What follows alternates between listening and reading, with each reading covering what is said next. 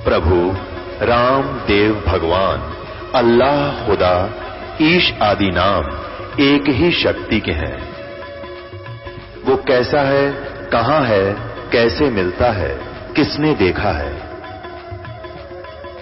ये प्रश्नवाचक चिन्ह पूर्ण रूप से हटाने के लिए अवश्य सुनिए जगत गुरु तत्वदर्शी संत रामपाल जी महाराज के अमृत वचन, सर्व पवित्र धर्मों के पवित्र शास्त्रों के आधार पर।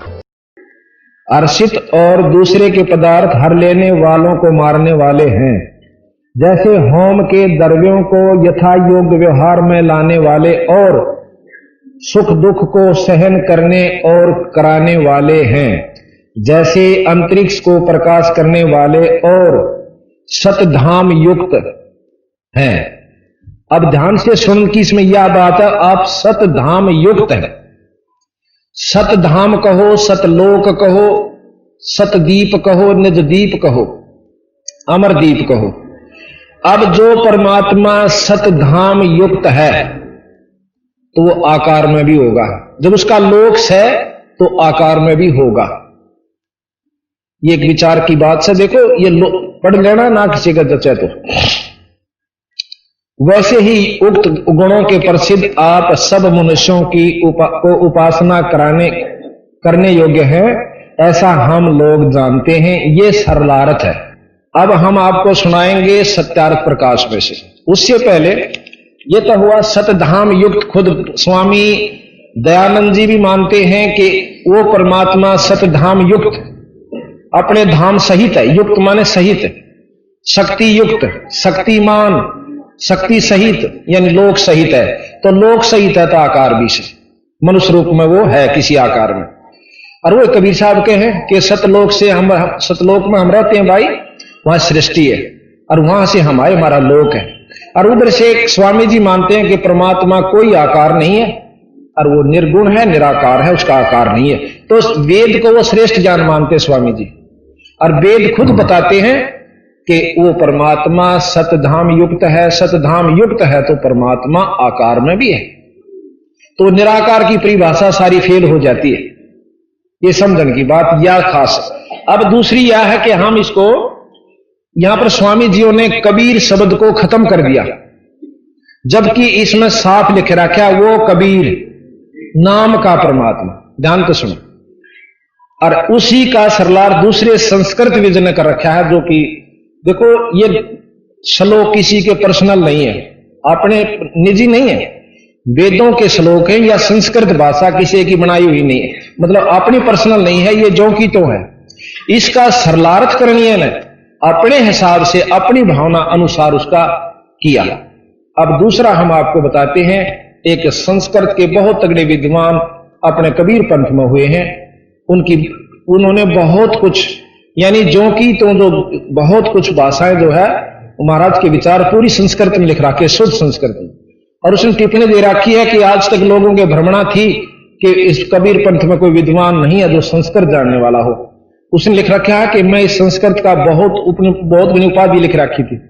और फिर उसने ये सरलार्थ कर रखा है। वो क्या करते हैं अभी आपको बताते थे। यहां पर है कि 62 पेज पर, अब ये इसमें भी दिया था हमने, अब इसका उच्चारण सुनाते हैं। वही श्लोक है जो का तो 5वें अध्याय का 32वां श्लोक। ये विद्वान संस्कृत जानने वाले ये सरलार्थ कैसे करते हैं? दूरदर्शी दोषों के ज्ञाता कबीर। वही श्लोक है जो का तो 5वें अध्याय का 32वां श्लोक। श्लोक नहीं बदले जाया करते, संस्कृत है जो की तुम। दूरदर्शी दोषों के ज्ञाता कबीर तेजोमयी हैं और आप दीप्तिशील तथा पापों के शत्रु, और आप बंधन के नाश व तंतु बंधों के नाशक व तंतु रूप तारा आदि का विस्तार करने वाले, आप अग्नि के समान शुद्ध रूप हो और आप कीर्तिमान हो। शरीर व मन को मांझ कर पवित्र करने वाले, सबको वश में करने वाले राजाधिराज हो, और आप विद्वानों की सभाओं में सूर्य समान शोभा पाने वाले हो। आप आकाश को कि पवित्र वायु के सदृश शोधित और पवित्र हो, और आप देवता या संतों के निर्मित भोजन की भी को स्वीकार करने वाले हो, सतलोकवासी, सतधाम युक्त यानी सतलोकवासी वह सब प्रकाशी हो। अब इसमें देखिए, इसमें साफ लिखा है कि दुर्दशी दोषों के ज्ञाता कबीर, कबीर नाम को इन्होंने लिया, और महर्षि दानव जी ने कबीर नाम को खत्म कर दिया। उनके खत्म करने से नहीं होता, फिर श्याम वेद में कहां करते खत्म? श्याम वेद में अभी आपको सुनाएंगे कबीर साहब के बारे में। माता पार्वती शंकर भगवान से पूछती है कि आप किस कबीर का नाम उच्चारण करते, उसमें क्या महिमा है, वह नरी नरी बताई। इसका संस्कृत थोड़ी थोड़ी सुनाऊं जैसी मनाव है। उसी गसी कबीर अंगारी, कबीर अंगारी, अंगारी का मतलब इन्होंने लिखा है कि दीप्तिशील, और कबीर वो परमात्मा कबीर ही नाम से जाना जाएगा, इसको खत्म नहीं किया जा सकता। तो वो कबीर नाम का परमात्मा सर्व मतलब जिससे सारी सृष्टि दीप्तिमान है, सब तारादि के रचयिता हैं, वो परमात्मा कबीर है, ये प्रमाण। अच्छा, हम श्याम वेद बताते हैं आपको। श्याम वेद के अंदर भगवान शिव शंकर महादेव के आराध्य देव कबीर, और गरीबदास जी महाराज कहते हैं हम बैरागी ब्रह्मपद और सन्यासी महादेव, सो हम नाम दिया हम शंकर को, वो करे हमारी सेव।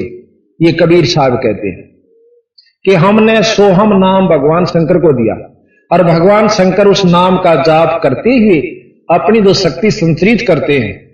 आप देखते हो ज्यादातर शंकर भगवान अपनी समाधि में रहते हैं और ईश्वर को आराधना करते हैं। तो यहां लिखा है कि हमारे प्रेमी पाठक जनों को यह ज्ञात कर अति विस्मय होगा कि महादेव के आराध्य देव सतगुरु कबीर ही हैं। आप सोचेंगे कि लेखक क्योंकि कबीर अनुयायी है, जो चाहता है वो लिख देता है, परंतु ऐसा नहीं। यह लेखक की कल्पना मात्र नहीं है, यह यथार्थ तथा वास्तविक है। भारत में वेद ईश्वर वाणी समझे जाते हैं। ऋषि मुनियों ने वेदों को ईश्वर वाणी कहा है। इन्हीं वेदों में यजुर्वेद और अथर्ववेद में कबीर शब्द की महिमा का वर्णन किया है, जिसका उल्लेख हम पहले कर चुके हैं। अब हम श्याम वेद के पाताल खंड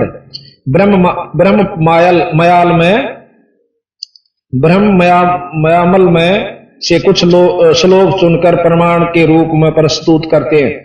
वैसे यह 100 श्लोक हैं।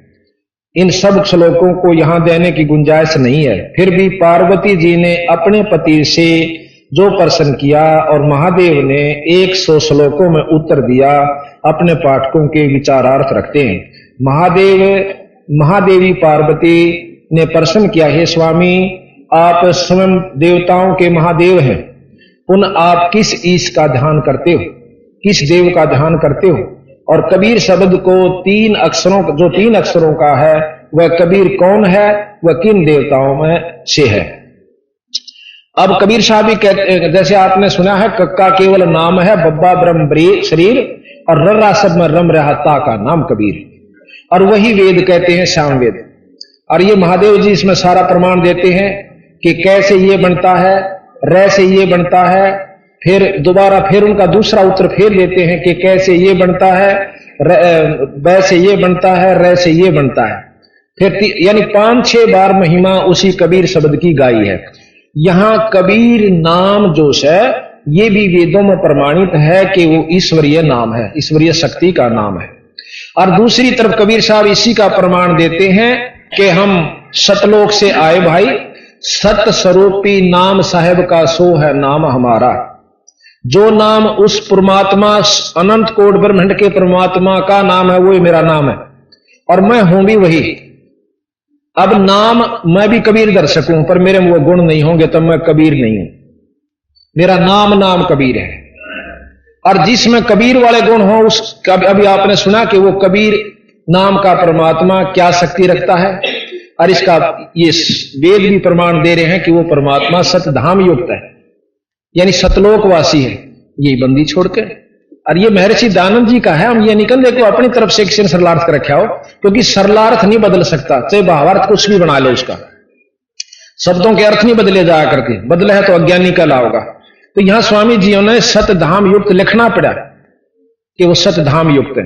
जब धाम है तो आकार में भी होगा, ये कबीर साहब कहते हैं, मैं नहीं कहता। और ये साफ प्रमाण देते हैं कि हम सतलोक से हम चले आए। तो धर्मदास जी भी कहते हैं कि जब 50 संत उसके अनुयायी में प्रमाण दे हैं और खुद ये कि हम धर्मदास को सतलोक ले गए, और भाई वहां इनका वहां से हमने धर्मराज दास को वापस फेरा, तो कोई लोक है, इसमें कोई शक नहीं। बाकी अपनी बुद्धि जहां तक मानती है वहीं तक स्वीकार करके उसको बंद कर देते। अब मैं आपको सत्यार प्रकाश सुनाऊंगा स्वामी जियों का, उनके व्यूज हमने कबीर साहब के बारे में उन्होंने क्या जानकारी दी। 313 पेज पर सत्यार प्रकाश है, देखिए भाई, स्वामी रचित। अब इसके 313 पृष्ठ के ऊपर स्वामी जी ने आदरणीय कबीर साहब के बारे में अपनी टिप्पणी दे रखी है, वो आपको सुनाते हैं। एक ने प्रश्न किया कि कबीर पंथी तो अच्छे हैं, ये 272 नंबर प्रश्न है कि कबीर पंथी तो अच्छे हैं, स्वामी जियों से प्रश्न किया। कबीर साहब स्वामी जी उत्तर देते हैं नहीं। फिर प्रश्न करता है क्यों अच्छे नहीं? पाषाण आदि यानी पत्थर की मूर्ति पूजा का खंडन करते हैं। कबीर साहब फूलों पर उत्पन्न हुए और अंत में भी फूल हो गए। ब्रह्मा विष्णु महेश का जन्म जब नहीं था तब भी कबीर साहब थे। बड़े सिद्ध ऐसे कि जिस बात को वेद पुराण भी नहीं जान सकता उसको कबीर साहब जानते थे। सच्चा रास्ता है जो कबीर साहब ने दिखलाया। उनका मंत्र सतनाम कबीर आदि है। ये किसी ने प्रश्न किया स्वामी जी से। स्वामी जी उत्तर देते हैं पाषाण आदि को छोड़, वो तो पलंग, गद्दी, तकिए, खड़ाऊं, जोत और दीप यानी जोत जलावा उसकी भी पूजा करते हैं। पाषाण मूर्ति के न्यून है जो कि पत्थर की मूर्ति तभी घटिया से। स्वामी जी कहते हैं कि जिसको तुम लोग कहो ना पत्थर की मूर्ति की पूजा नहीं कर दे, जैसे भाई पलंग की, तकिए का और जोत जलावन से, ये घटिया मतलब पत्थर की मूर्ति से भी कमजोर से, घटिया से। ये स्वामी जी का व्यूज है। फिर कहते हैं कि क्या कबीर साहब बनुगा थे या कली थे? जो कली तो फूल का मतलब फूल बन गए होंगे। क्या कबीर साहब बनुगा व कलियां थी जो फूलों से उत्पन्न हुए और अंत में फूल हो गए? ये उनका अपना विचार है। यह जो बात सुनी जाती है, कबीर स्वामी जी कहते हैं यह जो बात सुनी जाती है कि वही सच्ची होगी कि कोई जुल्हा काशी में रहता था, उसके लड़के बालक नहीं थे। एक समय थोड़ी सी रात्रि थी सुबह की, एक गली में चला जाता था तो देखा सड़क के किनारे एक टोकनी में फूलों के बीच में उसी रात्रि का जन्मा हुआ बालक था। वह उसको उठाकर ले गया, अपनी स्त्री को दे दिया। उसने पालन पोषण किया। जब वह बड़ा हुआ तो जुल्हे का काम करता था। किसी पंडित के पास संस्कृत पढ़ने के लिए गया, उसने उसका अपमान कर दिया पंडित जी ने, और कहा कि हम जुल्हों को नहीं पढ़ाते। इसी प्रकार कई पंडितों के पास फिरा परंतु किसी ने नहीं पढ़ाया। तब ऊंट पटांग बासा बनाकर, कबीर साहब के बारे में कहते हैं, तब ऊंट पटांग बासा बनाकर और जुल्हे आदि नीच लोगों को समझाने लगा। यानी स्वामी जी की दृष्टि में जो उनके अनुयायी हैं वो नीच बताए कि जुल्हा कैसे नीच व्यक्तियों को समझाने लगा। तंबूरे लेकर गाता था, भजन बनाता था। विशेष पंडित शास्त्र वेदों को की निंदा करता था, विशेषकर पंडितों की, शास्त्रों की, वेदों की निंदा करता था। कुछ मूर्ख लोग उसके जाल में फंस गए। ये स्वामी जी के व्यूज हैं अपने कबीर साहब के बारे में कि कुछ मूर्ख लोग उसके जाल में फंस गए। जब मर गया तो लोगों ने उसको शद कर दिया, बना लिया, और वो शद था। जो उसने जीते जी बनाया था, लिखी थी को रचनाएं, उसको उसके चेले पढ़ते रहे। कान को मूंद कर जो शब्द सुना जाता है उसको अनाहत शब्द सिद्ध कर ठहराया, सिद्धांत ठहरा। मन की वृत्ति को सुरती कहते हैं, उसको उस सुनने में लगाना, उसी को संत परमेश्वर का ध्यान बतलाते हैं। वहां काल नहीं पहुंचता। बर्छी के समान तिलक और चंदन आदि लकड़े की कंठी बांधते हैं। भला विचार के देखो कि इसमें आत्मा की उन्नति और ज्ञान क्या बढ़ सकता है। यह केवल लड़कों के खेल के समान लीला है। ये स्वामी जी की व्यूज कबीर साहब के बारे में। अब आप देखिएगा, मेरे विचारों में कबीर साहब के बारे में स्वामी दयानंद जी ने ABC का भी नहीं दे रहा था। और इतने महान सत्यार्थ ग्रंथ को जिसको हम सब समाज बहुत आदर से मानते हैं, उस समय ये लिखा है। जब एक कबीर साहब के बारे में ऐसा लिखा होगा तो बाकियों का हम नहीं कह सकते वो सच्चा था कि झूठा था। ये तो 600 साल पहले की बात है, को 1000 वर्ष पहले भी नहीं हो सकती ये बात कि भाई झूठ होंगी ये बातें। सिकंदर लोदी दिल्ली का बादशाह, उसके साथ जो उनकी वार्ता हुई आपको अभी बताएंगे। अच्छा, दूसरी तरफ यही कभी स्वामी जी कहते हैं कि वो परमात्मा निराकार है, आकार में नहीं आ सकता। अच्छा, अब यही वेद का जो आपने यजुर्वेद का पढ़ा 5वें अध्याय का 32वां श्लोक में कहते हैं कि वो भगवान, वो परमात्मा सतधाम युक्त है, सतलोक सहित है। अच्छा, इब हम आपको यजुर्वेद में फिर उनके द्वारा लिखा हुआ वो कहते हैं कि परमेश्वर शब्द प्रयोग किया उन्होंने, परमेश्वर। अब परमेश्वर की संधि छेद कर लियो आप पे, इतना तो तकरीबन 5वीं 7वीं 8वीं 10वीं में सब ने सिखा में संधि छेद करना। परम माने श्रेष्ठ, ईश ईश्वर यानी जगत, ईश भगवान, ईश शब्द है भगवान और वर उसका भी मालिक। ईश परमात्मा, जगदीश यानी जगत का भगवान, फिर ईश्वर उस भगवान का भी भगवान। ईश्वर दो तो हुए, एक के शब्द में 3 शब्द हुए से। और फिर परमेश्वर, उन दोनों से भी ऊपर की शक्ति और को श्रेष्ठ परमात्मा परम ईश्वर, उनसे भी ऊपर का परम यानी शक्तिशाली भगवान। और फिर कहें ब्रह्म एक और परमात्मा एक, तो परमेश्वर शब्द की आवश्यकता मेरे हिसाब में तो नहीं चाहिए थी। जो एक बात को जानने वाले हैं इसमें निंदा नहीं समझना। हो सकता हमारी बुद्धि ना काम करती हो, लेकिन यह परमेश्वर की संधि छेद यही होती है। अभी हम आपको बताते हैं, ये लिख रखा साफ सरलार्थ करते हुए, सिर्फ ये अक्षर की त्यों ही रहेगी जो शास्त्र लिखते हैं और ये बताते हैं जो कहता हूं। अब कबीर साहब ने क्या कहा, क्या दिया हमारे को, वो भी आप ध्यान से सुन लीजिए। अब हम आपको बताएंगे आगे। तो आपके बारे में सुना, अब थोड़ा सा शिव पुराण के बारे में आपको जानकारी देते हैं और वही फिर ग्रंथ साहब से मिलाएंगे कबीर गरीबदास जी की तरह।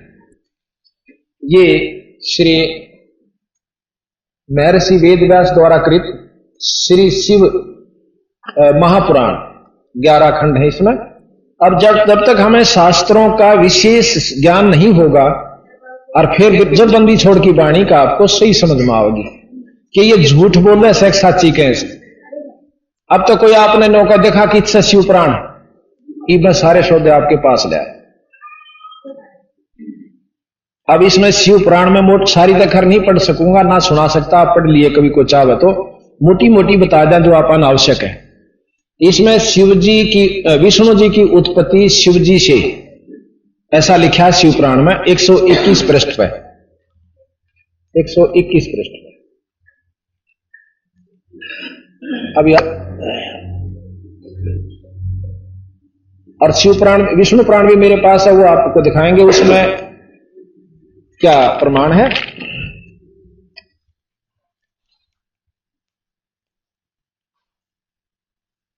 इसमें लिखा कि यह ब्रह्मा जी बोले कि हे ब्राह्मण, तुमने लोक कल्याणकारी व बड़ा ही उत्तम प्रश्न किया है, क्योंकि महाप्रलय के समय सब सथावर जंगम नष्ट होने पर जब सूर्य ग्रह तारों के से रहित होकर अंधकार में हो गया था और चंद्र दिन रात अग्नि वायु पृथ्वी जल कुछ भी नहीं था, तो प्रधान आकाश और अन्य तेज भी शून्य हो गया था। जब सत असत स्वरूप कुछ भी नहीं था, रह गया था, और जिसको निरंतर हृदयाकांक्षाओं में देखते हैं, जो मन वाणी से परे इंद्रियों के विषयों से रहित, नाम रूप और वर्ण रहित, स्थूल तथा सूक्ष्म भी नहीं है, हर्षव दीर्घ व लघु गुरु घटना बढ़ना भी कुछ नहीं होता, वह सत्य ज्ञान और अनंत स्वरूप तथा परमानंद परम पुरुष है, जो ज्ञानतम और शोभायुक्त है, जो अमूर्त परमतव है, वही सदृश सदाशिव की मूर्ति है। ये मतलब ये है कि वो सदाशिव की मूर्ति है जिसमें ये गुण है। इसी को पंडित अवर्चनीय और पर्चनीय, अवर्चनीय तथा प्राचीन ईश्वर की मूर्ति कहते हैं। उसने अपने शरीर से स्वच्छंद शरीर वाली, कभी नाश न होने वाली शक्ति प्रकट करी, शिवजी ने करी। वही प्रधान प्रकृति, वही गुणवती माया और वही विकास से रहित बुद्धि तत्व जननी माता कहलाई। वही शक्ति अंबिका, प्रकृति संपूर्ण लोकों की ईश्वरी, त्रिदेवों की माता। अब देखो इसी में दोबारा फेर के कहें, वह तीनों देवताओं की मां। अब तीन देव की तरह के भाई, तीन देव ब्रह्मा विष्णु शिव। अरिब यानो कैसे कि वह है तीनों देवों की माता भी है, अष्टंगी, यानी ज्ञान को उलझाना, सुलझे नहीं। अब यहां कहते शंकर भगवान से ने अपनी शक्ति तय वह माता उत्पन्न करी, और फिर वह माता बोला तीनों की माता, त्रिदेवों की मां। अब बताओ तीसरा फिर कौन, वो चौथा और अलग हुआ फिर इसका मतलब। अब विचार से सुन की बात से, और कबीर साहब फिर इसका सीधा सरल भाव से बताएंगे। वो कल शुरू करेंगे हम। एक हमने बोर्ड बनवा रखा पूरा लंबा चौड़ा, जिसमें सारा वर्णन दे रखा है, और वो फिर इन सारे शास्त्रां जोड़ देगा। अकिया नूर नो थी भाई, ये गलत हिसाब से, अपने मन हिसाब से जोड़े गए। तो यहां लिखा है त्रिदेवों की माता नित्य और मूल कारण कही गई, जिसकी 8 भुजाएं हैं, और जो विचित्र मुख वाली सुप्रभा है। सदाशिव ने उस शक्ति को साथ लेकर शिवलोक नामक क्षेत्र की रचना की। उसी उत्तम क्षेत्र को काशी कहते हैं, जो परम मोक्ष को देने वाली और सर्वप्रिय है। उस क्षेत्र में परमानंद शिव पार्वती सहित शक्ति सहित निवास करते हैं। अब पार्वती सहित शिव निवास करते हैं, और उधर कहते हैं शिवजी ने ही वह माता विचार की। वो शिव कौन है, अब ध्यान से सुनो। सदाशिव ने उस शक्ति को साथ लेकर निवास करती है। हे मुने, प्रलय काल में भी वह क्षेत्र शिव पार्वती से रहित नहीं होता, और उसी से उसका अभिमुक्त कहते हैं। अच्छा, अब फिर कहते हैं धनुषधारी शिवजी ने पहले इसमें एक आनंद वन बनाया था। ये शिवलोक का जिक्र कर रहे हैं। उस आनंद वन में शिवा शिव के रमण करते करते करने पर हे नारद जी, उन्हें किसी दूसरे पुरुष से के निर्माण की इच्छा हुई, और उन्होंने सोचा कि हम इसका भार किसी दूसरे पर देकर शांति से काशी में केवल शयन करें। इस प्रकार निश्चय करके उसके दक्षिण के 10वें अंश में सुधा रूप आसव का व्यापार किया, जिससे त्रिलोक में एक सुंदर पुरुष का आविर्भाव हुआ, जो शांत और सतोगुण से युक्त एवं गंभीरता में सागर के समान था। तब उस अजय पुरुष ने प्रकट होकर परमेश्वर शंभु को प्रणाम कहा कि हे स्वामिन, मेरा नाम कहकर मेरे कर्मों का भी तो कहो। यह सुनकर प्रभु शिवजी हंसकर बोले कि सर्वत्र व्यापक होने से जगत में तुम्हारा विष्णु नाम प्रसिद्ध होगा। अब शंकर जियों से शिवजी भगवान ने विष्णु की उत्पत्ति दिखा दी। अब इसको घना पढ़ लो चाहे थोड़ा, इतना बतेरा हमने जिसके लिए हम पढ़ना चाहते थे। भक्तों को सुख करने वाले तुम्हारे और भी बहुत से नाम होंगे, तुम परम कार्य साधन के लिए दृढ़ता से तप करो। अब कहें विष्णु जी तप करके और यह साधना पाई। चलो, इसके बाद ब्रह्मा की उत्पत्ति विष्णु से। अब कहते हैं कि फिर ब्रह्मा की उत्पत्ति विष्णु जी के नाभि कमल तक हुई। ये भी प्रमाण, ये आपको फोटो भी दिखाया था। और शिव पुराण में क्या, विष्णु पुराण क्या कहता है वो कल भी दिखाया था, पर एक जरूरी होगा दोबारा उसको दिखाना, क्योंकि प्रकरण वही चल रहा है। अब आप देखिएगा इस फोटो में विष्णु भगवान से उत्पत्ति दोनों देवता, विष्णु भगवान से उत्पत्ति है नाभि कमल से ब्रह्मा, और शंकर जी को खुद विष्णु भगवान अपनी शक्ति प्रदान कर रहे हैं जब छोटे से थे। साफ आगे होगी। ये ब्रह्मा जी, ये शंकर जी और विष्णु जी यहां कमल के फूल पर बैठे हुए हैं। और इनकी नाभि से कमल की डंडी निकली, उसमें से कमल उत्पन्न हुआ, उसमें ब्रह्मा की उत्पत्ति बताते हैं। ये विष्णु पुराण अनुसार है। ये चित्र पढ़ लो चाहे ना पढ़ लो, चाहे सुना भी दूंगा। ये विष्णु पुराण के अनुसार है कि भगवान विष्णु से तीनों देवताओं की, दोनों देवताओं की उत्पत्ति हुई। अब बताओ विष्णु पुराण ने सच्चा माना कि शिव पुराण ने मानेंगे, या ब्रह्मा से? फिर आप देखियो ब्रह्मा से सारी उत्पत्ति है। ब्रह्म कुमारी आप जाकर देखिएगा नेत्र आश्रम अपने में, वो कहते हैं कि श्री ब्रह्मा जी जो है एक जगत में पहले पुरुष आए, उसको भगवान की संज्ञा में लेते हैं और उनसे सारी उत्पत्ति हुई। अब कबीर साहब के कहते हैं, वो भी सुनियो आप काल। फिर कबीर साहब बिल्कुल दाना दाना गिन के, और वो फिर आपका समझ में आओगा बंदी छोड़ ठीक है ऐसे, अकीय शास्त्र ठीक है। अच्छा, इसके बाद विष्णु जी को इतना कमजोर सिद्ध कर रखा शिव पुराण में। आप देखिएगा कि एक समय राजा दक्ष ने, ब्रह्मा की उत्पत्ति सुनो पहले, और फिर उनकी आपस में विष्णु से झगड़ा होता है ब्रह्मा का। 123 पेज पे। अब पढ़ के सुना देता हूं, एक मिनट का है। ब्रह्मा की उत्पत्ति है। ब्रह्मा जी बोले, हे श्री नारायण, के शयन करने पर शिव जी की इच्छा से उनकी नाभि में से एक कमल की उत्पत्ति हुई। नारायण के शयन करने पर शिव जी की इच्छा से और नाभि के कमल तय एक कमल उत्पन्न हुआ नाभि से, जिसका विशाल और अनंत योजन का विस्तार और अनंत योजन की ऊंचाई थी। उसके साथ ही साथ अर्थात पार्वती सहित शिव जी ने मुझे उत्पन्न किया। इस प्रकार मैं, यानी कहते हैं कि उस कमल तय शिव जी ने विष्णु की नाभि में पैदा किया फूल, और मैं अपनी कृपा से फूल पर पैदा करके डाल दिया। ये ब्रह्मा जी की, मतलब शिव पुराण का अपने पात्र बना करके रचना की गई। शिव जी को प्रधान सिद्ध कर रहे हैं। इस प्रकार रहण्यागर प्रकट हुआ, जिसके 4 मुख, लाल मस्तक और त्रिपुर धारण करते हुए मैंने उस कमल के अतिरिक्त और कुछ भी नहीं देखा। अतिरिक्त वहां मैंने कमल का फूल दिखा, कुछ नहीं दिखा। उस समय मुझे कुछ भी ज्ञान नहीं था, जिससे मैंने न तो यह जाना कि मैं कौन हूं और मुझे किसने उत्पन्न किया। कुछ ही क्षण पश्चात मुझे बुद्धि प्राप्त हुई और मैं कमल के नीचे में अपने कर्ता को ढूंढने लगा। हे मुने, तब मैं एक एक नाल को पकड़ता हुआ 100 वर्ष तक मैं नीचे को चला, किंतु मैंने वहां भी कमल की जड़ को नहीं पाया। फिर मैं कमल के ऊपर जाने की इच्छा करने लगा। हे मुने, जब मैं कमल के मार्ग द्वारा मैं ऊपर आया तो कमल की कली कली वहां मुझे तप करने की मंगलमय वाणी सुनाई पड़ी। इस मोह नाशक आकाशवाणी को सुनकर मैं अपने पिता के दर्शन करने की इच्छा से फिर तप करने लगा और 12 वर्ष तक कठिन तप किया। पश्चात 4 भुजाधारी सुंदर नेत्र वाला भगवान विष्णु प्रकट हुए। सत असत उस महाभुज नारायण भगवान को देखकर मैं बड़ा प्रसन्न हुआ और शिव की माया से मोहित होकर मैंने अपने पिता को ना जानकर उनसे बोला कि तुम कौन हो।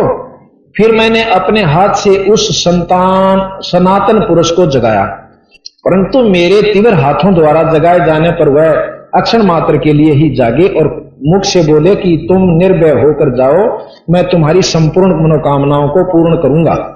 विष्णु भगवान से ने कही। विष्णु के ऐसे वचन सुनकर रजोगुण से विरोध मानकर मैंने उन जनार्दन से कहा कि हे निष्पाप, क्या तुम नहीं जानते कि मैं सबके संहार का कारण हूं? ब्रह्मा जी कहे, मेरे में गुस्सा हुआ कि मैं बोला तुम नहीं जानता कि मैं सबके संहार का कारण हूं और तुम शिष्य जैसा मुझ पर शासन करते हो। मैं साक्षात जगत का कर्ता, प्रकृति का प्रवर्तक, सनातन ब्रह्मा और विष्णु से उत्पन्न होने वाला और शिव की आत्मा हूं।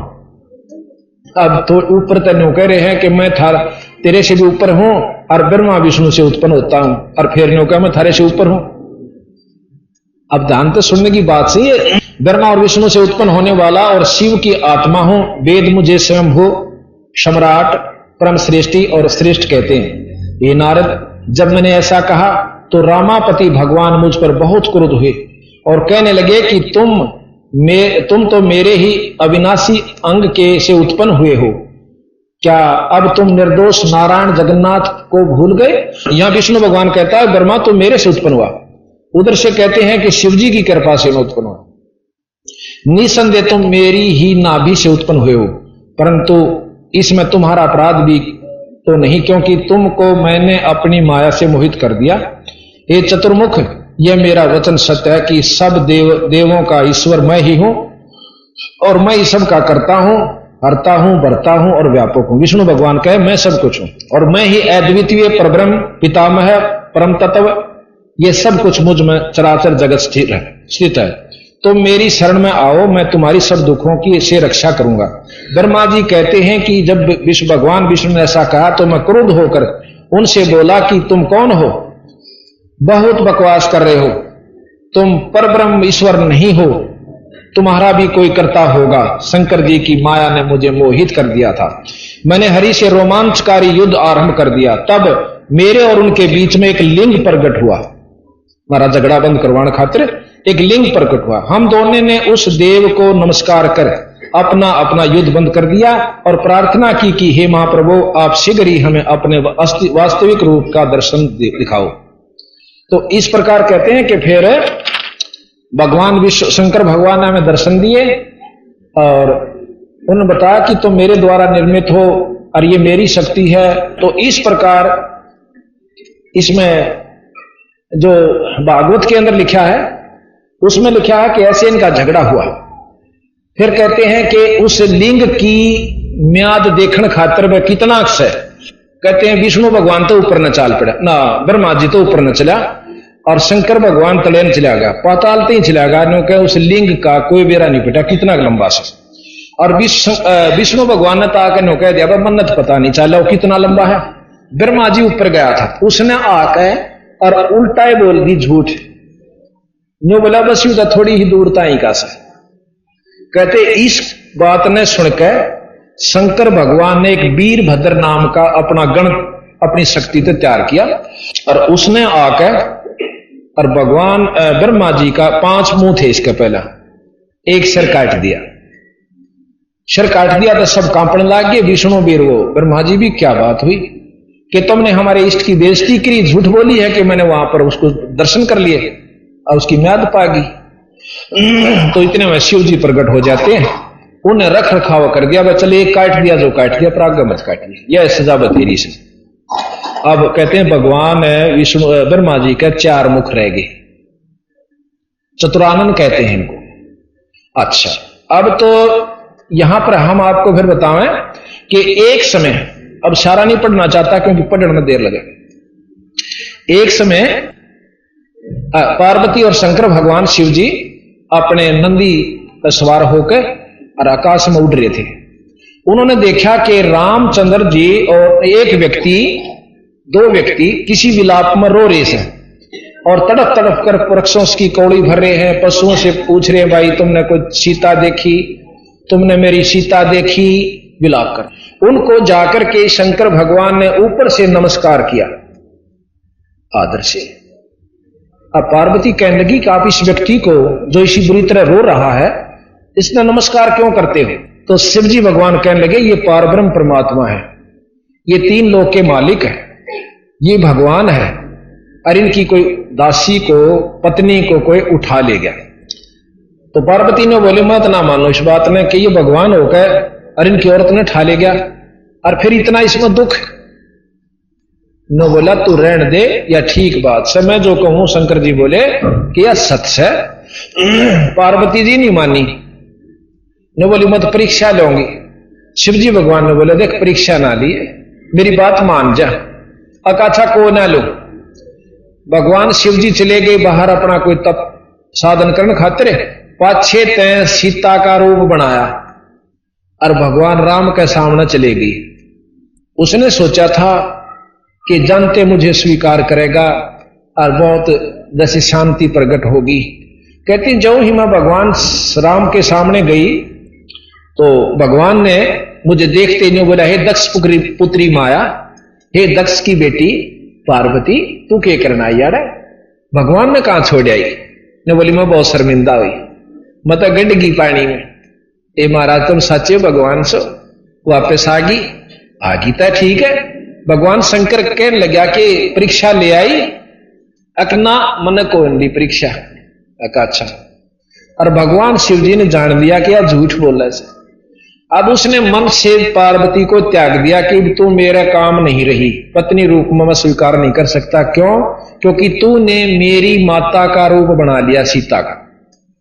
यहां सीता को माता कहते भगवान विष्णु शिव जी, और माता का रूप बना लिया तो तू मेरी मां स्वरूप होगी, मैं तुझे पत्नी रूप में स्वीकार नहीं कर सकता। और न्यू कह के ऊपर पहाड़ा में जाकर अपना साधना कर ली, मुझे दिल से त्याग दिया। तो मैंने भाप लिया कि ईब चाहे धरती इधर से उधर हो जावे। शिव जी मानने वाले नहीं है। उधर से मेरे पिताजी ने, दक्ष जी ने एक यज्ञ किया हुआ था। उस यज्ञ में जाके देखा, उसने सोचा चला अपने घर में चाली और तक में साधन नहीं, घर जावे से तो महाराजा दक्ष ने एक यज्ञ करवा रखा, उसमें हवन कुंड बनवा रखे, सभी राजाओं को और बाकी जमाइयों को सबका आदर दे रखा, सबका ना आ रहे थे उनका भाग काट रखा। पर शिव जी नहीं गए हुए थे, ना बुलाए थे और उनका भाग भी नहीं काट रखे थे। अब पार्वती जाके सब जगह देखा है कि हमारा तो कितना नाम न गोआ और ना मैं बुलाई। अपने पिता ते छो मां के कहती है कि तेरे जैसे नीच पिता के दर्शन में भी पाप लगे, तना अपने जमाई का भी भाग नहीं कटा और अपनी पुत्री को भी नहीं बुलाया। तो वो कहता है, दक्ष गुस्सा हो जाता है कि नीच बालिका तुझे ज्ञान नहीं कि वो मेरा दुश्मन है, मेरा जमाई नहीं है, मेरे से जो है ना मेरी इच्छा के विरुद्ध तूने शादी की थी और मैं ना बुलाऊं और ना मेरा वो पसंद। वो तो गल में सांप घालने रहे और गल के अंदर जो है ना रूंड माड़ा सर घाल रहा कपाल और पागला वाला हाल, मैं उसको यहां बुलाऊं। कहने लगी मुझे बड़ा गुस्सा आया, अकेले मैं तेरा यज्ञ करवाऊंगी पूरा ही। उसके हवन कुंड में जलकर मर जाती है पार्वती जी।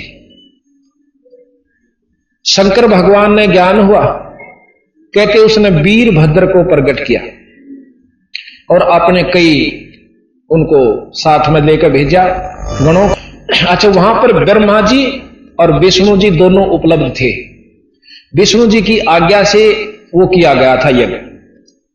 अब वीरभद्र आवा है, दक्ष को पता चल गया कि वीरभद्र आवा है और आपको नष्ट कर देगा। तो विष्णु जी से अर्ज करी कि महाराज मेरी रक्षा करो।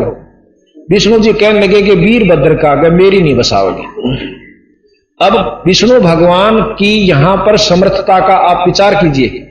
विष्णु भगवान एक शिव जी के गण के आगे न्यू कैसे कि मेरी नहीं बसावेगी, और दक्ष भाई तने गलती करी, बुला लेना चाहिए था। ने बोला जी होगी सो होगी, मेरी रक्षा करो। भाई मेरे बस की बात नहीं, चल कोशिश करूंगा। तो यहां लिखा है कि वीरभद्र आया, वीरभद्र ने आकर राजा दक्ष की नाड़ काट दी ना। हाँ, पहले विष्णु भगवान झगड़ा करता है, ब्रह्मा जी तो खिसक गया, रह गए विष्णु जी। विष्णु जी ने अपना चक्कर सुदर्शन वीरभद्र पर छोड़ा, सुदर्शन चक्कर समेत वीरभद्र ने उसको जाम कर दिया, यानी खंबे की तरह खड़ा हो गया और न्यू जाम हो गया। विष्णु भगवान ना आगे न चाले ना पाछे और न्यू आंख ठहर गई। ऐसा लिख रहा क्या ये शिव पुराण में? तो कहते वहां वेद पढ़ने वाले वेद मंत्रों वालों ने वेद मंत्र पढ़े, उससे उसका वो स्तंभन खत्म किया। विष्णु भगवान फिर हलचल में आता है, सुदर्शन चक्र छोड़कर अपना सारंग बाण उठावा है। सारंग बाण से तीर मारा से वीरभद्र की तरफ। वीरभद्र ने अपने तीर से उसके तीर को भी खत्म कर दिया और विष्णु जी को भी यानी मूर्छित कर दिया, जख्म हो गया उसका। और फिर वो क्या नाम है वहां पर वेद मंत्रों के उसे उसका तीर निकाला और फिर विष्णु भगवान अपने लोक को चला गए। अर्थात शिव जी के सामने विष्णु भगवान बहुत छोटी इकाई होगी जो उनके गणों से भी नीचे पहुंच गया। ये इसमें लिखा है कि विष्णु ने अपना सारंग धनुष उठाया और वीरभद्र ने 3 बाण मारे, 3 टुकड़े कर दिए। विष्णु भगवान भाग गए और ब्रह्मा जी तो पहले ही जा चुके थे। अब हम ये नहीं कहना चाहते कि ये गलत है या ठीक है, पर आप विचार कीजिए। अब फिर क्या हुआ, एक समय उस समय जो यज्ञ कर रहे थे और उन्होंने शिवजी का वो नहीं निकाला था, तो दधीची ऋषि जो है शिवजी उपासक थे, वो उस यज्ञ से उठकर चले गए। कहने के जब आपने हमारे इष्ट का नहीं स्थान रखा तो हम नहीं रहेंगे यहां पर, ऐसे यज्ञ में हमारा पाप है आना, चले गए। उससे दक्ष की उनकी दुश्मनी होगी। फिर राजा वत्सु को भेजा कि आप राजा दधीची को पराजित करके आओ, नहीं हुआ। फिर राजा दक्षु ने जो नाम अक्षु है, राजा अक्षु ने विष्णु की उपासना की। विष्णु जी प्रकट हुए, कहने लगे स्वामी जी राजा दधीची को पराजित कर दो, मैं यही मांगता हूं, वरदान मांग लिया था। नो बोला देख दधीची ने मैं पराजित नहीं कर सकता, विष्णु जी कहे से, पर मैं कोशिश करूंगा, कोई और छल कपट का तरीका अपनाऊंगा। एक ब्राह्मण का रूप बनाकर दधीची के पास चला गया कि क्या मांगो विप्र जी, कि आप मुझे लिख कर देना, वरदान दो। क्या लिख कर दूं? कि आप वरदान दे दो कि मैं अक्षु राजा से पराजित हो जाऊंगा। ने बोला तो विष्णु है और मुझे छलने आया है। राजा दधीची उसको श्राप दे दिया और विष्णु जी अपने लोक को चले गए। ये शिव पुराण आपको मैं सुना रहा। अच्छा, अब इसमें सिद्ध हो गया कि शंकर भगवान के, वैसे तो बहुत कुछ वर्णन है इसमें, कि ब्रह्मा व विष्णु द्वारा शंकर की से अक्षमा याचना तथा शिव जी का प्रसन्न होकर के उन्हें अक्षमा कर देना और दक्ष आदि को जीवित करना। राजा दक्ष को फिर शंकर भगवान ने बकरे का मुंह लाकर और जीवित कर दिया। सिर कटा हुआ बकरिया, वो तो फूक दिया था उसका सिर, इसमें चित्र भी दे रखा है राजा दक्ष को जीवित करने का। अब आपने ये तो ज्ञान हो गया कि शंकर भगवान से विष्णु बहुत छोटी इकाई है, जैसे शास्त्र शिव महापुराण प्रश्न करता मतलब ज्ञान देता है। अब विचार सुनिए गरीबदास जी के। गरीबदास जी महाराज कहते हैं कि एक समय शंकर भगवान के सामने भस्मासुर जियों ने 12 वर्ष तप किया था। ये विचार सुन के हैं कबीर साहब गरीबदास जी ने ये सारे शास्त्रों को जोड़ा है और बताया से कौन सा सच्चा कौन सा झूठा है और कहां तक ये ज्ञान देते। तो भस्मासुर जी ने 12 वर्ष शिव जी के बारे में आगे कैलाश पर्वत पर, पहले तो कैलाश पर्वत पर किया, फिर उनके द्वार के सामने 12 वर्ष किया। तो पार्वती जी कहने लगी कि महाराज ये क्या मांगा इसने, दे दो। महाराज विष्णु भगवान प्रसन्न होते हैं कि मांग भाई, क्या मांगे भगत, ए भक्तवर मांग क्या मांगे, वचन भर लो जी। अब भर लिए वचन। क्या मांगता है कि मुझे भस्म कंडा दे दो, और भस्म कंडा मुझे दे दो और कुछ नहीं चाहिए। अब शिव जी ने काट कर भस्म कंडा दे दिया।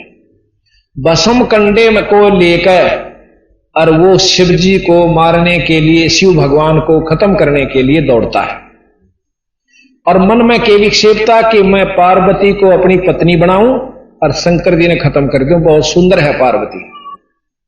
अब गरीबदास जी महाराज कहते हैं कि वो भगवान शंकर इतने महान थे और वो ये नहीं जान सके कि इसको बुद्धि के मन में केस है, ये भी नहीं जान सके। और फिर क्या वर्णन है कि शंकर भगवान बागा आ गए और कड़ा लेकर भस्म करूंगा, और भस्मासुर पाछे पाछे, सिद्धि भस्मासुर में भी थी और उड्डन की सिद्धि शंकर जी में भी, दोनों उड़ के चाल पड़े। बहुत आगे शंकर भगवान भागी जहां से विष्णु जी आवे हैं। नो बोले भाई कहीं चाल्या, हे भगवान कहां चले? कि नो बोला आप भी भाग लो। अकी बात से कि एक राक्षस भस्मासुर नाम का ना वो हाँ भस्मासुर नाम का राक्षस ने मेरे से वो भस्म कंडा ले लिया और खूब मुझे मारने की इरादा रखता है और पार्वती को पत्नी बनाओगा। भाई भाजली बोल कोई इलाज नहीं। विष्णु जी ने बोले कोई बात ना। महाराज वहां से प्रगट विष्णु जी अंतर ध्यान होते हैं और सुंदर पार्वती का रूप बनाकर भस्मासुर के आगे आ जाते। तो भस्मासुर पार्वती ने देख कर वहीं डट जाए, क्यों उसका तो इरादा पार्वती था और उसने नो भी बेरा था शंकर भगवान तक कड़े रहेगा मेरे दौरे इतने नजदीक नहीं आंदा ने से दूर खड़ा रहो 100 किलोमीटर। तो पार्वती से कहने लगा, पार्वती कहने लगी कि मैं तो आपके लिए आई हूं और छोड़ो उसके पाछे क्यों भाग रहे हो। अब ठीक से न बोले मैं जब खुश होंगी मैंने नाच के दिखा दे। नाचन लग गया भस्मासुर ने बोली न्यो नहीं मैं नाचू न्यो नाच तने नाचना नहीं सीखा मैं सिखाऊंगी ना अब तू सिखा दे। तो नो बोला जो करूं मैं करूं नहीं करिए। नो बोला जो कहेगी वो करूंगा। नो करता करता शर्पा हाथ कराया उसने भी किया, वहां कह दिया भस्म। तो भस्मासुर भस्म हो जाता है। विष्णु भगवान कंडे ने लेकर और गाल के गोज में और शंकर भगवान जो भागे जा रहे थे उनके आगे प्रकट हो जाते। कह लगे भाई रुकना रुकना भगत जी भगवान जी डट डट बहाज ले डटन का टाइम नहीं से इतनी फुर्सत नहीं है एक अक्षर में राक्षस पीछे आ लेगा। वो कहने लगे कि मैंने उसको खत्म कर दिया। खत्म कैसे कर दिया? खत्म कर दिया। मैं नहीं मान सकता, मैं नहीं मान सकता, मेरा दिल यूं कर रहा है, मुझे दिखाओ आपने कैसे भस्म। वो कड़ा भी दिखा दिया। मैं बोले आप लाए कैसे, आपने भस्म किया कैसे, मुझे जरा बताइए। तो कहने लगे कि उसी समय उन्होंने एक लड़की का रूप धारण किया बहुत सुंदर। वहां से अंतर ध्यान हो गए, इतनी दूर दिखा एक बहुत सुंदर लड़की, बहुत सुंदर बाहर बना दिया, आधा शरीर नंगा आधा ढका हुआ और उड़ता जा रही है और नाच रही है। तो शिव जी भगवान उसी समय उस लड़की के पीछे भाग लेते हैं। ये प्रमाण मिलते हैं शास्त्रों में, उसके पीछे भाग लेते हैं और वो आगे आगे भगवान विष्णु शंकर पीछे पीछे। फिर उनका आगे वर्णन मैं नहीं करना चाहता क्योंकि इस सभा में नहीं कर सकते, इतना ढंग का वर्णन इसमें है, यहां सभा में हम सुना भी नहीं सकते। अब यहां बात खत्म हुई। चलो अब उधर तो शिव जी से विष्णु उत्पन्न हुए और उधर वो शंकर भगवान एक भस्मासुर के सामने नहीं टिक पाया, वहां रक्षा विष्णु भगवान ने की। अब चलो आगे। अब वो पार्वती जी का जो शरीर जल गया था हवन कुंड में, और वो जल गया था पर कंकाल हाड न्यू के न्यू रह गए थे। शंकर भगवान जाते हैं सभा में और देखे हैं कि पार्वती का शव पड़ा, उस कांधे पर धर के उस शव ने और कई हजार वर्ष तक पर्वता का घूमते रहे पागल होकर के उसके विरह में, ऐसा भी प्रमाण मिलता है। फिर विष्णु जी ने देखा कि ये तो बावड़ा हो गया और इस मरे हुए हड्डा ने ठाए फिर इसका मोह भंग करना चाहिए।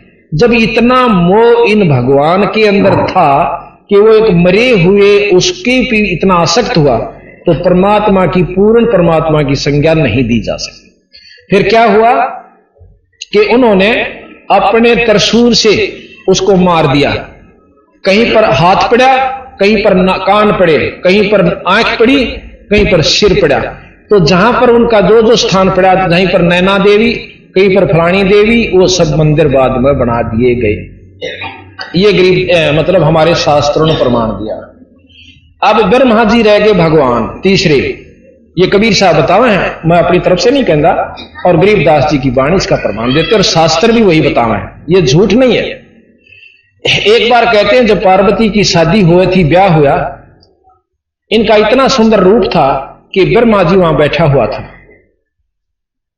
और अब मैं वर्णन नहीं करना चाहता कि उसके साथ क्या बीती। ऐसे ऐसे सैकड़ों प्रमाण। फिर ब्रह्मा जी को भगवान कहते हैं कि एक समय उनकी पुत्री खुद सरस्वती जी जब जवान हुई, उसने पति की तलाश करने की कोशिश की। तो ब्रह्मा जी उससे कुछ क्षण पहले देवताओं को अपनी सभा में प्रवचन कर रहा है कि भी देखो बुरे कर्म का बुरा फल होता है, परतरियागमन का महापाप होता है। जैसे गरीबदास जी भी कहते हैं कि पर द्वारा स्त्री का खोला 70 जन्म अंधा हो डोला है। सुरापान मद मांसाहारी गवन करे भोग पर नारी 70 जन्म कटत ऐसी साक्षी साहिब है जगदीश। ये बहुत लंबे लंबे प्रवचन कह रखे। और भाई देव वही है जो अपनी इंद्रियों को वश में कर लेता है, अपने मन को काबू में कर लेता है, और बाकी तो सब कदे और कुत्ते की संज्ञा में होते हैं जो इनको काबू नहीं कर सकते। ऐसे ऐसे प्रवचन ब्रह्मा जी खुद कर रहे हैं। इतनी देर में सरस्वती जी बहुत हार श्रृंगार करके उनकी पुत्री और ब्रह्मा की सभा में आए हुए देवों में से अपने पति चुनने की इच्छा से जाती है। कहते उसी समय ब्रह्मा जी का मन डामाडोल हो जाता अपनी पुत्री देख के, और सिंहासन से उठ के उसकी कौड़ी भर लेता है, जैसे अश्लील व्यक्ति पिक्चरों में आप देखते होंगे मुस्कुराते हुए। कहते हैं शिवजी वहां पर प्रकट हुए, शिवजी ने उनके सिर पर थाप मारी, ब्रह्मा इस शरीर न छोड़ दे, और तन तो नष्ट कर दिया, भ्रष्ट हो गया तू तो। ब्रह्मा का शरीर शंकर जी ने खत्म कर दिया, फिर नाभि कमल पर प्रकट हुआ। मतलब इस प्रकार की व्याख्याएं आपने शिव पुराण, विष्णु पुराण, ब्रह्म पुराण के अंदर सुनने को मिली। अब गरीबदास जियों की हम आपको वाणी सुनाते हैं। अब आप विचार कीजिए कि इनमें फिर परमात्मा कौन सा रहा, और ये भी नहीं कह सकते कि भगवान नहीं थे। जैसे परमात्मा की परिभाषा हमने काल भी बताई थी, आज फिर थोड़ी सी रिवाइज करते हैं। परमात्मा जो है, भगवान कहो, अल्लाह कहो, गॉड कहो, खुदा कहो, रब कहो, ये उस शक्ति का नाम है। गॉड इज द पावर, जिसमें जितनी शक्ति उतना ही गॉड। जैसे डीसी जिलेता ही का भगवान से साहब से, और कमिश्नर 4-5 जिलों के ऊपर साहब है, और फिर इनके ऊपर मंत्री तथा मुख्यमंत्री भी साहब को आते हैं। जितनी जिसमें शक्ति है उतने वो साहब है। फिर प्रधानमंत्री भी साहब है। अब ये भी नहीं कह सकते कि इनके अंदर ये विकार नहीं हो सकते, यानी जो काम मुख्यमंत्री कर सकता वो डीसी कद्दे नहीं कर सकता, और जो प्रधानमंत्री कर सकते हैं उस कार्य को ना डीसी और ना मुख्यमंत्री भी, क्योंकि प्रधानमंत्री में वो शक्ति होती 6 महीने तक अपने देश के नागरिक को वो किसी भी राज्य का मुख्यमंत्री बना सकता है, उसने जरूरत नहीं इलेक्शन करवाने की। यानी मुख्यमंत्री भी बना सकता है प्रधानमंत्री, तो उसमें बहुत शक्ति हो सकती है। तो इसी प्रकार 3 लोक के भगवान ब्रह्मा विष्णु महेश, और 3 लोक में जो यह प्रक्रिया है बिल्कुल ठीक, इस 3 लोक की व्यवस्था यही रहेगी। भाई ना तो स्वर्ग में सुख, वहां भी देवताओं का जूत बाजे, क्योंकि ये स्वर्ग की प्रक्रिया आप सुन रहे हो। और जैसा कि कल प्रकरण दिया था कि गौतम ऋषि इंद्रपुरी में, इंद्र का गुरु, इंद्र देवताओं का राजा सुरपति कहलाता है, और वो अहिल्या के रूप के ऊपर मोहित हो जाता है, ये शास्त्र बताते हैं। मुर्गे से या जैसा भी कहा उन्होंने किया, चंद्रमा को साक्षी रखा, जाकर के दुष्कर्म करना चाहा। गौतम ऋषि जल्दी वापस आगे नहा के, आगे वो पाए, उनको धोती मारी, श्राप दे दिया, अहिल्या पत्थर की होगी, और इंद्र के 1000 भाग योनि स्त्री वाली बढ़ी। उसके बाद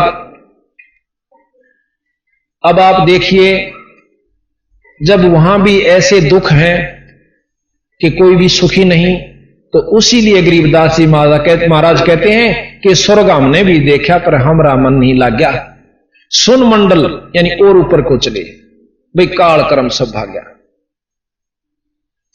अब ये बात जब ज्ञान हो जाएगा कि हमने किस इष्ट की उपासना करनी चाहिए और कहां तक हम किस उपासना से क्या लाभ मिलेंगे, उपासना क्या चीज है।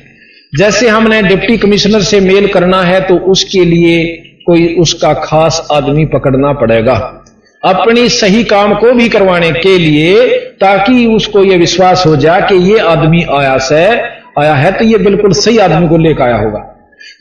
तो वो बिचौलिया जो सब वो गुरु कहलाता है। अब थोड़ी सी गुरु की परिभाषा हम बताते हैं। अब परमात्मा तो आप जान गए कि जैसे 3 लोग के तो ये हो गए ब्रह्मा विष्णु महेश, और 21 ब्रह्मांड का परमात्मा ब्रह्म है जिसका वेद वर्णन करते हैं, और 21 एक ब्रह्मांड की ज्ञान भी ब्रह्मा विष्णु महेश को नहीं है। 21 ब्रह्मांड के से 21वें ब्रह्मांड पर वो परमात्मा यानी निरंजन ज्योत निरंजन जिसको कहते हैं, वो आकार रूप में अपने लोक में है। तो ब्रह्म को जो है, ब्रह्म हुआ 21 ब्रह्मांड तक का भगवान, इससे ऊपर पार ब्रह्म। ब्रह्म और पार ब्रह्म आप दो शब्द हर समय सुनते हो, ब्रह्म तथा पार ब्रह्म। कबीर साहब कहते हैं कि जब दो नाम हैं तो शक्ति भी दो होंगी। अब परमेश्वर शब्द आपने सुना था, जो कि वेदों में भी प्रमाणित है, और जो कि एक ईश्वर को मानने वाले महर्षि दयानंद जी भी परमेश्वर शब्द का प्रयोग करते हैं। तो आप विचार कीजिए कि परमात्मा एक कहां रहा। ईश, अभी पहले भी बताया था, ईश जगदीश, जगत का यानी सारी सृष्टि का परमात्मा भगवान, ईश्वर उसका भी भगवान, और परमेश्वर, इन दोनों से भी ऊपर की शक्ति को परमेश्वर कहा जाएगा। तो इसी प्रकार ब्रह्म और परब्रह्म, दादा परदादा, यानी परब्रह्म उससे श्रेष्ठ शक्ति। ब्रह्म क्या चीज है? वो गुण, वो शक्ति जिसमें ये गुण है जो हम देते हैं, निराकार है और सब वस्तुओं का पालन करने वाला है, पालन पोषण करने वाला है, 5 तत्वों का प्रधान है। ये गुण ब्रह्म है। इससे ऊपर परब्रह्म है, जिससे इससे सुपीरियर गुण होते हैं। उसके ऊपर पूर्ण ब्रह्म, और कबीर साहब बताते हैं कि पार ब्रह्म से ऊपर एक पूर्ण ब्रह्म शक्ति है, जिसको सतलोक के मालिक सतपुरुष कहा। तो ज्योत निरंजन जो है ये ब्रह्म है, अक्षर पुरुष, अवगत पुरुष ये परब्रह्म है। और जब महाप्रलय होती है तो गरीबदास जी महाराज कहते हैं कि महाप्रलय में 21 ब्रह्मांड तक खत्म हो जाते हैं, ब्रह्म की स्थिति समाप्त हो जाती है, वो परब्रह्म में समा जाते हैं। वहां पर इन जीवों का अलग अलग ढंग से रख दिया जाता है। कामी उसमें रहेंगे, क्रोधी उसमें रहेंगे, गरीबदास जी विलास बोध में आप पढ़ लीजिए। तो इससे आगे पूर्ण ब्रह्म है। पूर्ण ब्रह्म के नुमाइंदे बंदी छोड़ कबीर साहब और गरीबदास जी अपने इस मर्तब मंडल में आए अपना ज्ञान देने के लिए। विष्णु भगवान के अवतार राम और कृष्ण आए अपना ज्ञान देने के लिए। उन्होंने अपने ब्रह्म तक का ज्ञान दिया, इन्होंने परब्रह्म तथा पूर्ण ब्रह्म तक का ज्ञान दिया। ये प्रमाणित सतगुरु महाराज करते हैं। फिर महाराज ने इन्होंने कहा कि देखो जितनी भी शक्ति विष्णु भगवान में है वो 3 लोक के अंदर सबसे अच्छी बताई, क्योंकि सात्विक मतलब सतोगुणी है और सबके पालन करता है, इनको बिसराया नहीं। पर यह जरूर बता दिया कि ये 3 लोक तक के परमात्मा है, इनसे ऊपर एक और शक्ति है जिसको ब्रह्म कहते हैं, ब्रह्म से ऊपर परब्रह्म और पूर्ण ब्रह्म। अब हम गुरु की, अब कहते हैं ना संत सब बराबर होते हैं, गुरु सब बराबर होते हैं, नहीं। गुरु नाम बराबर हो सके पर गुण में अंतर होता है। अब गुरु थोड़ा सा बताएं, गुरु क्या होता है? गुरु एक बिचौला होता है जो कि जिस व्यक्ति से हमने काम लेना हो उसका खास आदमी से हम मिलेंगे तो वो काम हो पाएगा। आम व्यक्ति से नहीं होगा, जो कि वहां तक पहुंचता नहीं और उड़े नो कह मैं तो खूब जानू सूसने और मेरा खास आदमी से और उन बंडाएं जाग तड़के मिलेगा, आज नहीं मिलता। तो इस प्रकार जो नकली गुरु हैं, जो जिस इष्ट की उपासना करते हैं, उनका भी पूरा लाभ नकली गुरुओं से नहीं मिल सकता, ऐसा कबीर साहब बताते हैं। प्रथमतः जिस भी इष्ट की हम उपासना करना चाहें वो पहले इष्ट सेलेक्ट करना। अब आपको ज्ञान होता चला जाएगा अपने आप कबीर साहब के अनुसार कि ई भावना भक्ति किसकी करनी चाहिए। 3 लोक की व्यवस्था बताएंगे, उसमें क्या होता है। सतलोक में जाएं, पाछे जीव की किस स्थिति होती है और वहां किस आकार में यो जीव होता है, वहां पीव रूप में हो। इस प्रकार अब हमने पहले सिलेक्ट किया, मान लो विष्णु भगवान की उपासना। विष्णु भगवान का उपासक प्रथम तो वो संत चाहिए जो विष्णु जी का उपासक है, और फिर उसके बाद हमने खास आदमी चाहिए विष्णु जी से मिलाने वाला। फिर विष्णु जी के लोक में हमें क्या लाभ होगा ये ज्ञान होना चाहिए। विष्णु लोक में जाकर के हम अपनी कमाई को खाकर वापस आ जाएंगे। जितनी भी हमने भक्ति यहां करी, अपने किए हुए कर्म को उस विष्णु लोक में भोग के फिर वापस, और भूंडे कर्म नरक में, अच्छे स्वर्ग में, और फिर लक 84। ये प्रमाण दिया संतों ने कि ये स्वर्ग की व्यवस्था है, क्योंकि गीता जी का ज्ञान सबसे श्रेष्ठ है। उसमें कहा कि जैसे कर्म जीव करता वैसे भोग भोगने अवश्य पड़ेंगे। अब कर्म तो अच्छे भी होते हैं और माड़े भी होते हैं, अच्छे थोड़े हों से बुरे ज्यादा होते हैं, 100 तक। तो दोनों भोगने पड़ेंगे। जब तक हम विष्णु उपासक हैं, शंकर जी उपासक हैं या ब्रह्मा जी के उपासक हैं। क्योंकि विष्णु अभी प्रमाण पहले भी दिया था, पर नई संगत हर बार नई जुड़ती है, उसको थोड़ा थोड़ा फिर रिवाइज कराना पड़ रहा है कि त्रेता युग में भगवान रामचंद्र जी ने बाली जी को मारा था, जो सुग्रीव का भाई था। और भाई द्वापर ने बोला मेरा बदला कर दोगे, द्वापर युग में दूंगा। कृष्ण के रूप में बालिया रूपी जीमर ने, एक बालिया नाम का जीमर था, उसने भगवान विष्णु यानी कृष्ण के तीर मारा पांव में और वो बदला लिया। अब गरीबदास जी महाराज कहते हैं जब ये अपने बदले को देने के लिए आना पड़ता, अपने कर्म भोगने पड़े हैं, तो भाई आप इनकी उपासना तो के चाहो सो हमने ये बताओ।